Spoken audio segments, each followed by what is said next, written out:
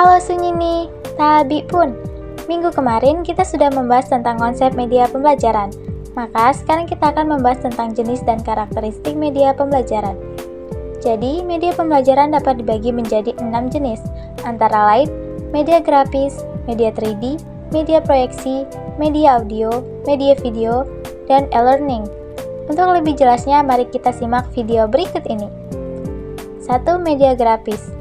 Media grafis adalah media visual yang menyajikan fakta, ide atau gagasan melalui penyajian kata-kata, kalimat angka-angka, dan simbol atau gambar.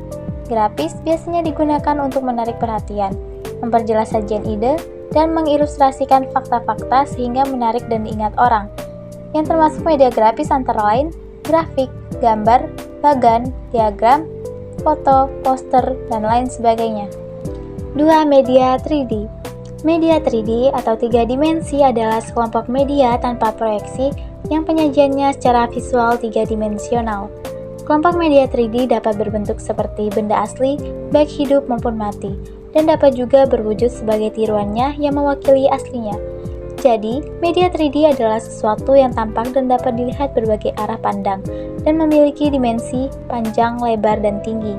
Contoh kecil dari benda 3D adalah patung, boneka, dan juga diorama. 3. Media proyeksi. Media proyeksi adalah media yang penggunaannya membutuhkan bantuan proyektor. Proyektor LCD merupakan perangkat alat bantu yang mampu menampilkan gambar dengan ukuran yang besar. Proyektor sering digunakan untuk media presentasi. Sanaki tahun 2011 menjelaskan bahwa proyektor LCD merupakan salah satu alat optik dan elektronik.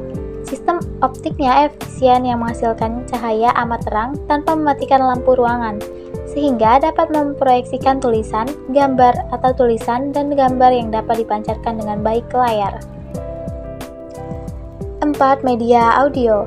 Media audio berfungsi untuk menyalurkan pesan audio dari sumber pesan ke penerima pesan. Media audio berkaitan erat dengan indera pendengaran. Dilihat dari sifat pesan yang diterima, media audio dapat menyampaikan pesan verbal, atau bahasa lisan maupun kata-kata, maupun non-verbal atau bunyi-bunyian dan vokalisasi. Contoh media seperti radio, tape recorder, telepon, laboratorium bahasa, dan lain sebagainya. 5. Media video.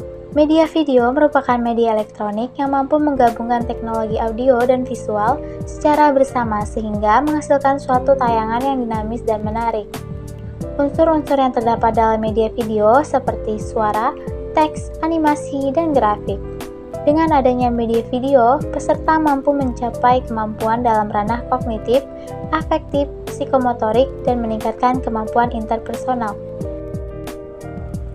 6. E-learning.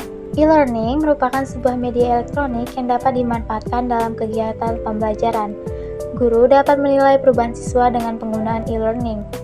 Guru menilai bentuk keaktifan atau hasil belajar siswa melalui pembelajaran e-learning. E-learning juga dapat digunakan dengan media blog, seperti Google Cendekia, Garuda Digital, yang dapat mengakses beberapa sumber rujukan terpercaya. Media-media tersebut dapat digunakan sebagai alat pembantu dalam proses belajar mengajar di suatu kelas, serta membantu seorang pengajar dalam menyampaikan pembelajaran dengan lebih menarik dan efektif juga efisien. Karakteristik media pembelajaran dalam Rimawati tahun 2016 adalah 1. Tujuan pembelajaran jelas, 2. Materi pelajaran disajikan sesuai dengan kompetensi, 3. Kebenaran konsep, 4. Alur proses pembelajaran jelas, 5. Petunjuk penggunaan jelas, 6. Terdapat apersepsi, 7. Terdapat kesimpulan, contoh, dan latihan yang disertai umpan balik, 8. Mampu membangkitkan motivasi belajar siswa, 9. Terdapat evaluasi yang disertai hasil dan pembahasan, 10. Memiliki intro yang menarik, 11. Gambar, animasi, teks, warna tersaji serasi, harmonis dan proporsional, 12. Interaktif, 13. Navigasi yang mudah, dan 14. Bahasa yang digunakan bisa dipahami oleh siswa. Berdasarkan uraian di atas, dapat dijelaskan bahwa setiap media pembelajaran yang bisa digunakan dalam proses belajar memiliki karakteristik tertentu. Media yang dapat digunakan dalam proses belajar harus sesuai dengan ketentuan dan kebutuhan. Sekian, itulah materi kita hari ini. Sekarang sudah pada tahu kan tentang jenis dan karakteristik media pembelajaran? Oke, sampai jumpa di video selanjutnya. Terima kasih.